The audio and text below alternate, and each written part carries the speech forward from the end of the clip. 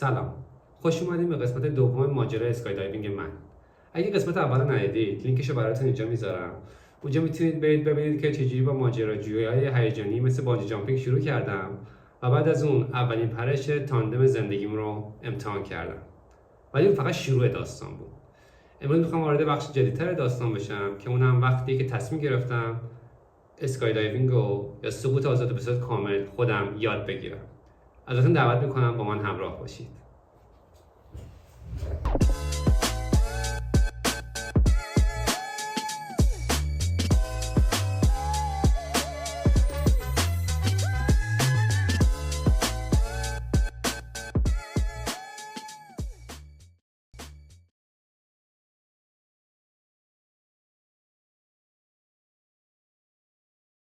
کورسی که من ثبت نام کردم یا همون کورس AFF مخفف Accelerated Free Fall هستش که به معنی سقوط پرشتابه. این دوره مخصوص کسایی که میخوان اسکای دایوینگ رو یاد بگیرن. بعد اینکه این دوره رو شما بگذرونید یه سرتیفیکیتی میگیرید که با اون سرتیفیکیت تو هر نقطه از جهان میتونید از هر دراپ زونی با اون مدرک خودتون بدون نیاز به هیچ مربی تنها بپرید. این دوره 25 تا مرحله داره. تو هر کدوم از این مرحله‌ها باید یه سری مهارت‌های خاص رو یاد بگیرید. مثل کنترل کردن خودتون تو هوا، ارتفاع سنج رو دائم چک کردن، عکس‌العمل‌های مناسب تو شرایط اضطراری، فرود ایمن، چرخیدن و کله ملاق زدن و اینجور چیزا. هر پرش یک لول محسوب میشه که اگه شما چیزایی که قرار باشه تو اون لول رو یاد بگیرید درست انجام بدید، اون لول رو پاس میشید و میرید مرحله بعد. اگر نه باید اون لول رو تکرار کنید و دوباره بگذرونیدش. قبل اینکه بهم اجازه بدن اولین پرشم انجام بدم، باید 2 روز کامل کلاس تئوری میگذروندم که بهش میگن گراوند اسکول. این کلاس‌ها 2 روز به صورت فشرده از صبح تا شب برگزار میشد. یعنی من باید 9 صبح اینجا می بودم تا 8 شب و تمام چیزایی که نیاز بود واسه پرش اول بدونیم به صورت تئوری با همون کار کردن. حالا تک تک به صورت خیلی خلاصه میخوام بگم تو اون 2 روز گراوند اسکول چه چیزایی بهمون یاد دادن. یکی از چیزایی که بهمون یاد دادن چترایی بود که توی کوله پشتی اسکای دایوینگمون هست که بهش میگن ریگ اسکای دایوینگ. 2 تا چتر وجود داره. یکی چتر اصلی که از طریق یه دستگیره‌ای از پایین سمت راست کوله پشتی شما باز میشه. یه دستگیر گیره‌ای دارین، هندلری دارین که پایین سمت راست کوله شماست و با کشیدن اون چتر اصلیتون رو میتونید باز کنید. این چتر اصلی تو ارتفاع 1500 متری باید باز شده باشه دیگه. یعنی شما از ارتفاع 4000 متری در ارتفاع 4000 متری از هواپیما میپرید پایین، 2500 متر سقوط آزاد دارید تا تقریبا که رسید به 1500 دیگه تا اون موقع باید چترتون رو باز کرده باشید. در واقع از ارتفاع 1800 متری شما باید شروع کنید برید واسه پروسه باز کردن چتر اصلیتون که دیگه تو 1500 متری باز شده باشه.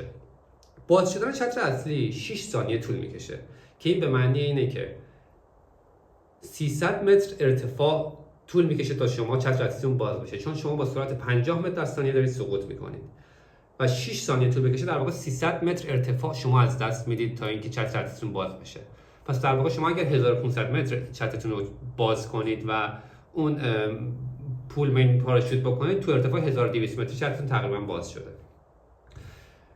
یه چتر دیگه هم دارن که بهش میگن چتر رزرو. بعضی موقع مجبوریم از اون استفاده کنیم که باز هم شرایط خاص رو با مفصل واسه توضیح میدم. واسه باز کردن چتر رزرو یه دستگیره روی بند سمت چپ کوله پشتی شما وجود داره که یه دستگیره آهنیه. با کشیدن اون دستگیره آهنی روی بند کیف سمت چپ شما چتر رزرو شما باز میشه. در واقع یه سیمی وجود داره که ضامن چتر رزرو شما رو آزاد میکنه و اون چتر باز میشه به صورت فنریه. چتر رزرو خیلی ارتفاع کمتری نیاز داره، یعنی ثانیه کمتری طول میکشه تا باز بشه. تقریبا زیر 2 ثانیه. یعنی در واقع شما زیر 70 متر تا 100 متر ارتفاع نیاز دارید تا اون باز بشه. ارتفاعی که دیگه تقریبا شما باید واسه چتر رزرو باز کردن تو خیالتون راحت بشه 500 متره. یعنی شما تو 500 متر باید دیگه خیالتون از چترتون راحت بشه. دیگه زیر 500 متر نمیتونید خیلی راحت چتر اصلیتون رو از شرش خراج داشته برید رو چتر رزرو. یه دستگیره دیگه هم روی بند سمت راست کوله پشتی شما وجود داره به اسم دستگیره کاتوی. بعضی موقع‌ها خلاص شدن از چتر اصلی شما باعث میشه که جونتون نجات پیدا کنه.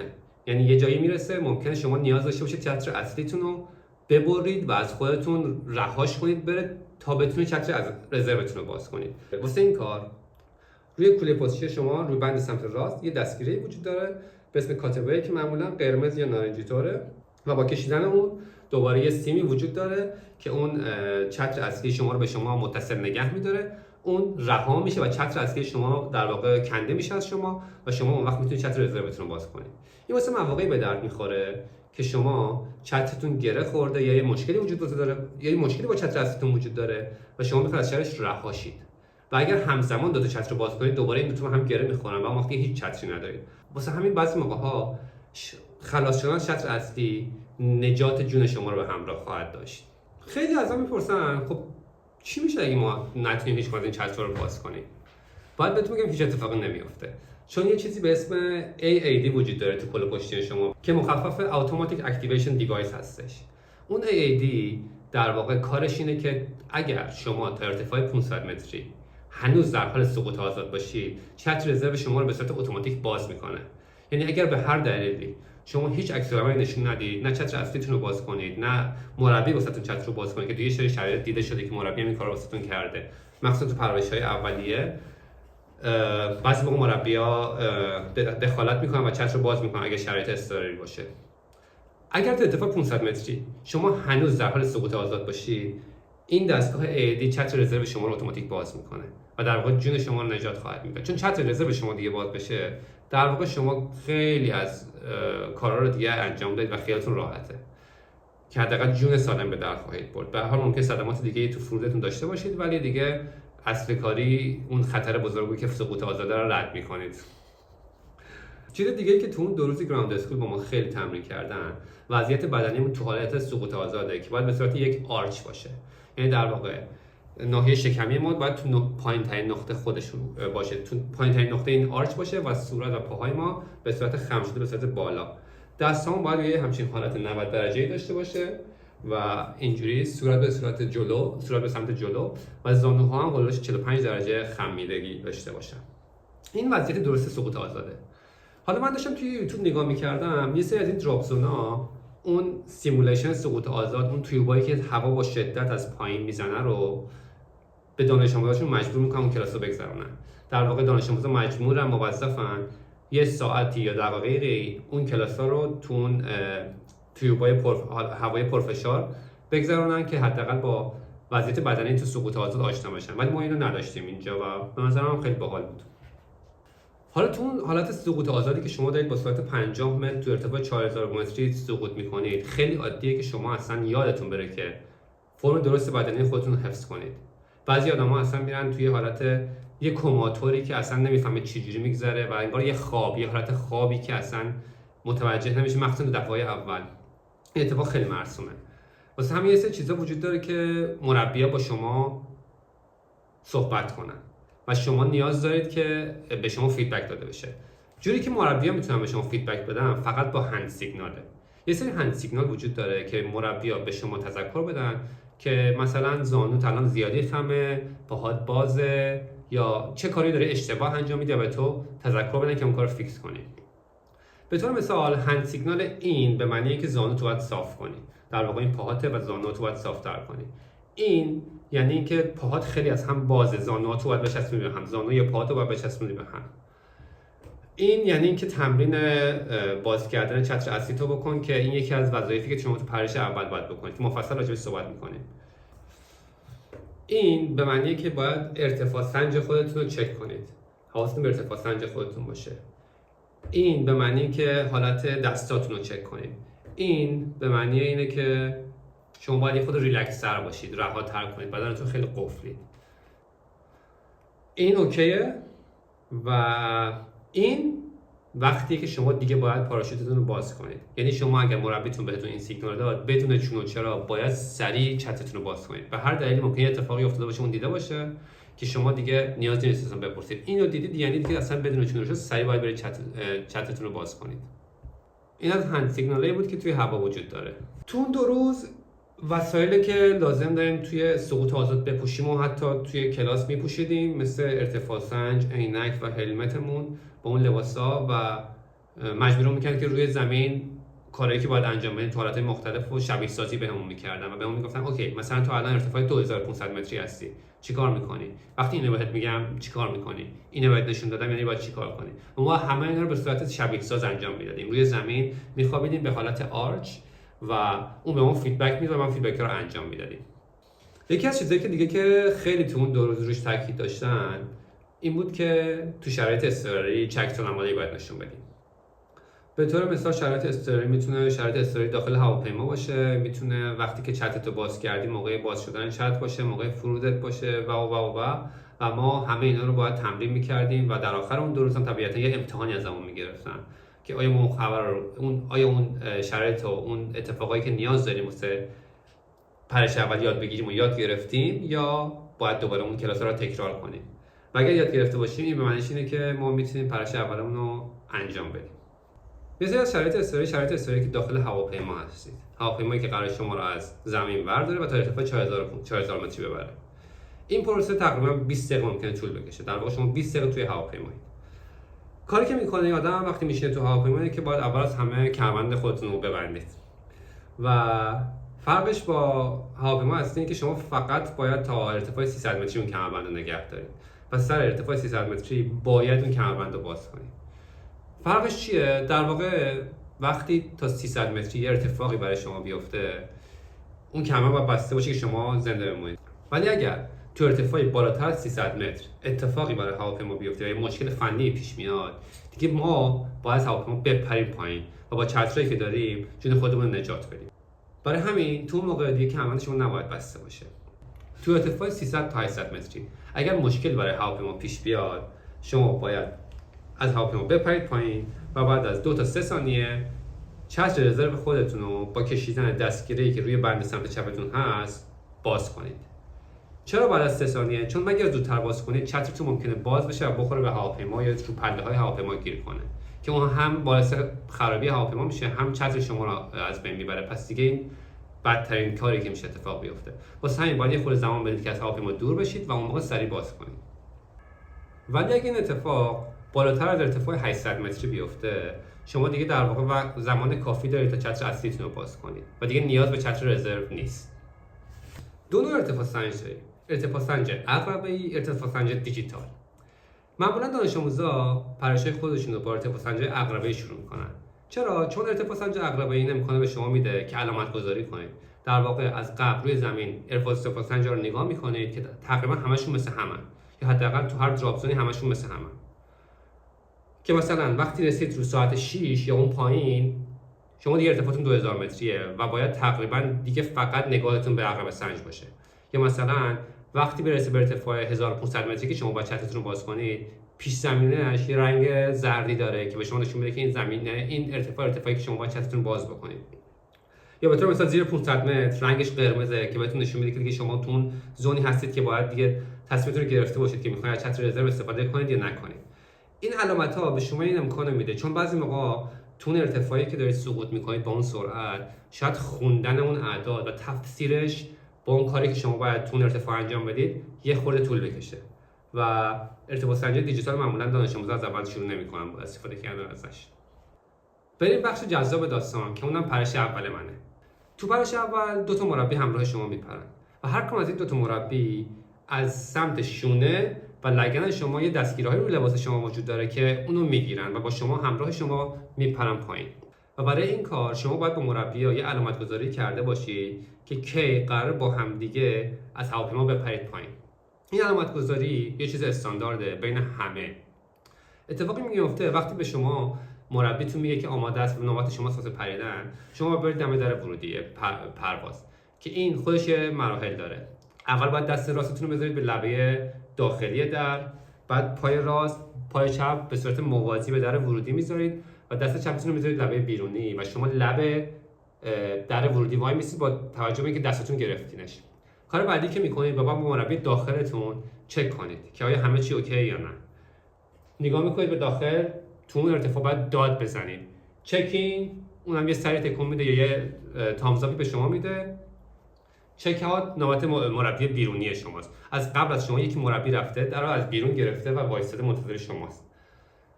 یه چک با اون میکنید، چک اوت، اونم یه سر تکون میده یا یه اوکی به شما میده. دیگه اینجا وقتی که شما باید بپرید. کاری که باید بکنید، باید ملخک رو نگاه کنید یه نفس عمیق طبیعتا بکشید. من حتی همین الان که دارم تعریف میکنم نفسم داره بند میاد. آره، ملخک رو نگاه میکنید، یه حرکتی که باید میکنید، یه بالا میرید، یه پایین میاد، دیگه میپرید. دیگه اونجا وقت ندارید که بخواید 3 2 1 بشمارید یا نه. این بالا پایین پرشه به مربیاتون این سیگنال رو میده که کی شما میخواید بپرید و اونا هم همراه شما بپرن. اولین کاری که باید بعد از پرش انجام بشه اینه که بدنتون رو به بیشترین حالت آرچ خودش برسونید که حالت استیبل خودش رو بگیره. بعد از اینکه استیبل شدید، یه بار باید برید سیرکل اف اورننس رو انجام بدید که در واقع یعنی ارتفاع سنج رو چک کنید. یک بار با مربی سمت راستتون چک کنید که آیا همه چی اوکی یا آیا اون یه فیدبکی در راجع به حالت بدنی شما داره یا نه. بعد از اینکه از اون مربی اوکی گرفتید، میرید به مربی سمت چپتون چک میکنید و اون اوکی به شما میده. تمرینی که توی پرش اول وجود داره تمرین باز کردن پاراشوته و شما باید 3 بار سعی کنید دستگیره پاراشوت اصلی خودتون رو بگیرید. یعنی تو حالت سقوط آزاد هستید، بعد از اینکه چک کردید ارتفاع و مربیاتون چک کردید و یه دست میره به سمت دستگیره باز کردن پاراشوت که در واقع پایین سمت راست کوله شما وجود داره و دست بعدی میاد وسط که در واقع تعادل شما حفظ بشه. در غیر این صورت شما ممکن شروع کنید به کله ملاق زدن و چرخیدن. پس طبیعتاً یه همچین اتفاقی میفته. این دست میده اونجا، این دست میاد وسط. 3 بار پشت سر همین کار انجام میدید. این تمرین باز کردن پاراشوت اصلا نباید با عجله انجام بشه. در واقع شما باید به مربی نشون بدید که من هر موقع بخوام میتونم اون دستگیره چتر اصلیمو پیدا بکنم. مثلا همین اتفاقی که قرار بیفته اینه که شما خیلی آروم باید برید اون دستگیره رو بگیرید، حتی چند ثانیه نگرش دارید، لمسش کنید که اصلا ببینید گرفتنش چه حالی بهتون دست میده، دنبال چی دارید میگردید و خیلی مطمئن به مربی نشون بدید که گرفتینش.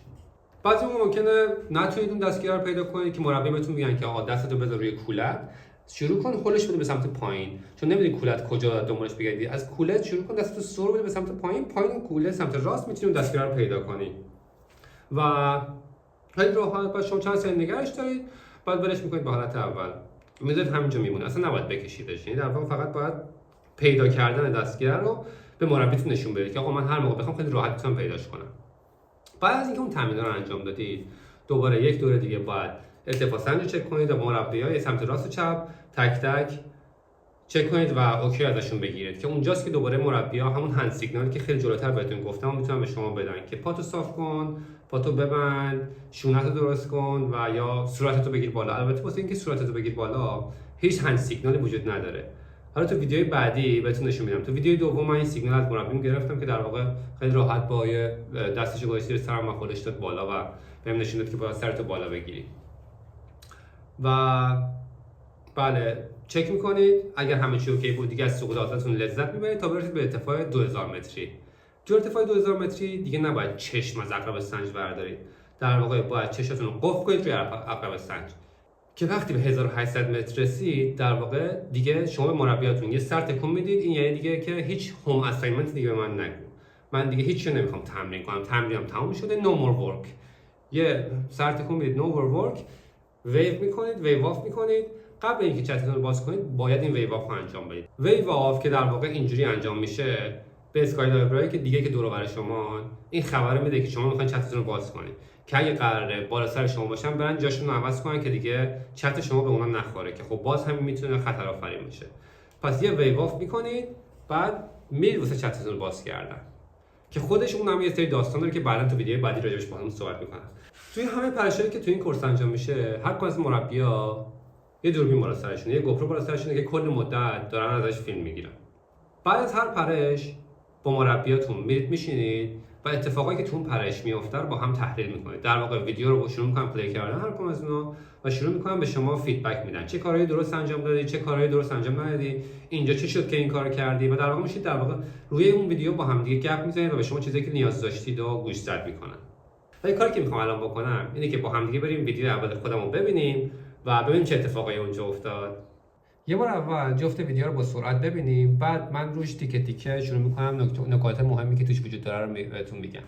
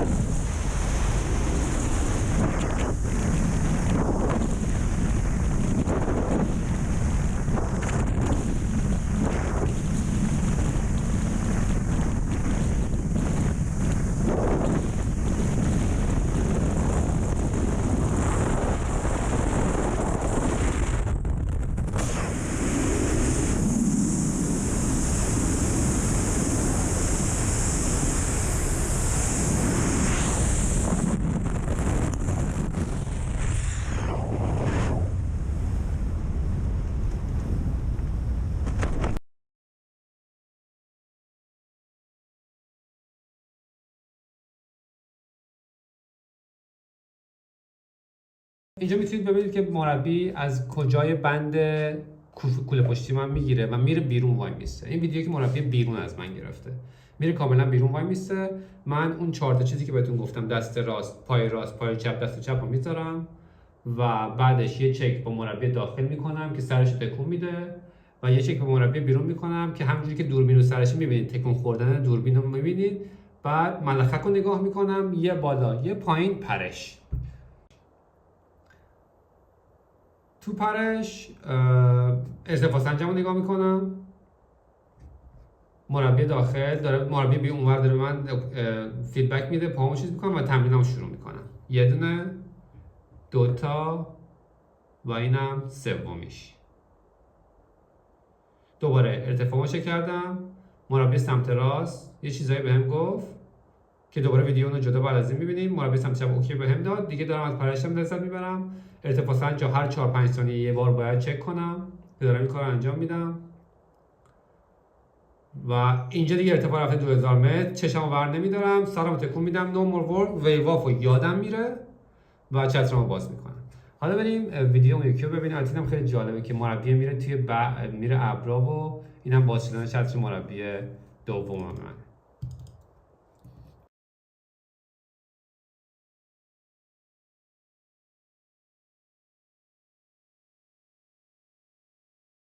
این ویدیو مربی اوله، سرش تکون داد اوکی، مربی بیرون اوکی داد، بالا پایین پرش. ارتفاع سنج دیجیتال روی دستش دیدید درسته؟ 3900 خورده ای نوشت. اینجا داره به من سیگنال به من میده. زانوامو صاف کنم که صاف میکنم، نگاه میکنه. اول، دوم، 3 تا تمرینم انجام میدم دوباره.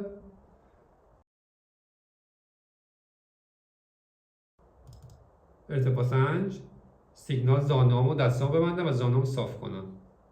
بعد اوکی رو میده، من انجام دادم، اوکی رو میده و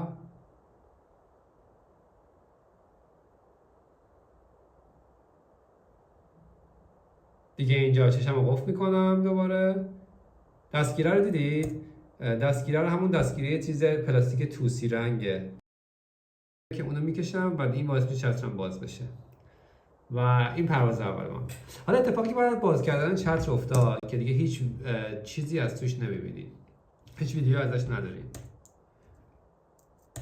این چیز سفیدی که از تو گوشم میبینید زده بیرون، اون رادیوه. در واقع یه واکی تاکیه که هم من دارم هم مربی‌ها دارم و از اون مربی‌ها میتونن با من حرف بزنن. من اجازه ندارم ازش استفاده کنم، فقط میتونم گوش بدم و مربی‌ها هر موقع نیاز باشه چیزی بهم بگن در واقع بهم میگن.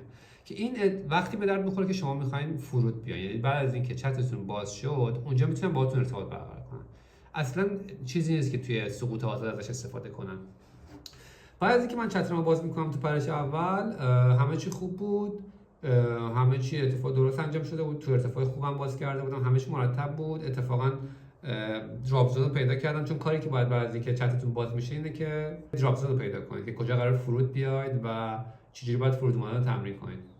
من اولش صدا داشتم، رادیو بهم گفتش که یه دونه 180 درجه به سمت راست بچرخ، من چرخیدم، یه دونه به چپ بچرخ، چرخیدم. بعضی موقع میگم پاهاتون رو شروع کن لگد زدن، پاهاتون اینجوری کن، که این کارو کردم، همه چی خوب بود. دیگه نوبت فرود شد، دیگه من هیچی از رادیو نشنیدم. در واقع من هیچ کمکی مربیم تو فرود اول بهم نکرد و من خارج از ناحیه لندینگ زونی که واسه دراپ زون من فرود اومدم، در واقع لندینگ زون که اینجا هست من 100 متر اونورتر فرود اومدم، که این خیلی چیز طبیعی هم هست. خیلی هم به ما گفتن که اگر نتونستید اینجا هر جا نتونستید توی لندینگ زون فرود بیاید، فقط پیدا کنید این منطقه امنی که حالا درخت نباشه، تو ساختمون نباشه. حالا البته جدا از اون تو فرود هیستوری روی درخت و ساختمون اینا بهمون یاد دادن، ولی گفتن که مراقب باشید دیگه، اگه خواستیدم فرود بیاید خارج ناحیه لندینگ زون، حداقل یک ناحیه مناسب رو برای فرود اومدن انتخاب کنید. که من یه ناحیه خیلی خوب پیدا کردم. در واقع من داشتم تو لندینگ زون می‌خواستم پیاده بیام فرود بیام، ولی به خاطر بادی که وجود داشت، اون باد منو نبرد به سمت لندینگ زون. من یه خورده زودتر مجبور شدم فرودمو انجام بدم. اون باد منو استاپ کرد، در واقع باد خیلی قوی بود واسه پرش اول و من خیلی یه حالت ناامید کننده داشتم که الان مربیم خیلی از دست من ناامید شد که من نتونستم لندینگ زونمو پیدا کنم و تو لندینگ زون پیاده بیام. و من اومدم مربی گفتم فلان اسمش دنی بود، دنی من نتونستم بیام دیگه، چیز بابا عالی بود، ترکوندی واسه پرواز اول خیلی عالی بود. مربی خودم هم که پیدا کردم، یکی از این کسی که بیسیم دستش بود، گفت چرا اصلا کاری که بهت گفتم انجام نمیدادی؟ گفتم تو اصلا چیزی به من نگفتی موقع فرود. گفت من این همه فرود بهت کمک کردم، چرا هیچ کدوم انجام ندادی؟ گفتم تو اصلا هیچی به من نگفتی. گفت نه بهت گفتم کیک کن با پات بچرخ اینا موقع فرود، اینا گفتم نه تو هیچ موقع به من نگفتی و من خودم فرود اومدم نگاه کردم دیدم رادیوم کلا باتریش تموم شده بود و این از تجربه خیلی جالبی بود واسه من تو پرش اولم که بدون رادیو تونستم خودم قضیه رو هندل کنم و فرود بیام. البته که خارج از لندینگتون تو 50 متر، ولی اصلا تو همون پرش مربی همکلاسی من که باهاش پریده بود، خود مربی تقریبا 1 کیلو 2 کیلومتر اونورتر توی یه علفزاری فرود اومده بود، خود اون نتونسته بود تو لندینگتون فرود بیاد. من که 50 متر بودم، یعنی در حد 5 قدم، حالا 5 قدم بیشتر، ولی 30 ثانیه پیاده روی مثلا داشتم، اصلا می‌دیدم خاکیه رو. ولی اون رفته بود توی جای درختایی که مجبور شدن با ATV برن دنبالش تا بیارنش به سمت دراپ زون. و این خیلی عادیه که خارج از دراپ زون فرود داشته باشی، خیلی چیز طبیعیه، اونجا میان دنبالت پیدات میکنن. ولی خب واسه من خیلی جالب بود که توی تجربه اولم اون رادیویی که توی گوشمه باتریش تموم شده بود و این خیلی خوب من کمک کرد که اعتماد به نفس بگیرم و بدونم که رادیو هم اگر از بین بره من خودم میتونم از پس خودم بر بیام. ازتون ممنونم که تا اینجای ویدیو با من همراه بودید و ازتون میخوام که از اینجا بعد منو ساپورت کنید و با من همراه باشید. اگر کسی از دوستاتون اطرافیانتون میشستین که به این جور ماجراجویی پرفرزانشی علاقه‌منده، حتما اینو واسش بفرستید. تو ویدیو بعدی که همون اپیزود سوم میشه، پرش دوم خودمون میبینیم که چه اساینمنت هایی تو اون پرش دارم و چجوری پیش میره و یه خورده از اطلاعاتی که نیاز بعد از باز شدن چترمون بدونیم براتون میگم و چجوری ما میتونیم لندینگ رو منیج کنیم و یه فرود خوب داشته باشیم. و از الان باید بهتون بگم که تو اپیزود سوم پرشم کلی اتفاقای جالب میفته که حتما با من همراه باشید و با هم ببینیم، خیلی جالبه. مرسی، ممنونم، خداحافظ.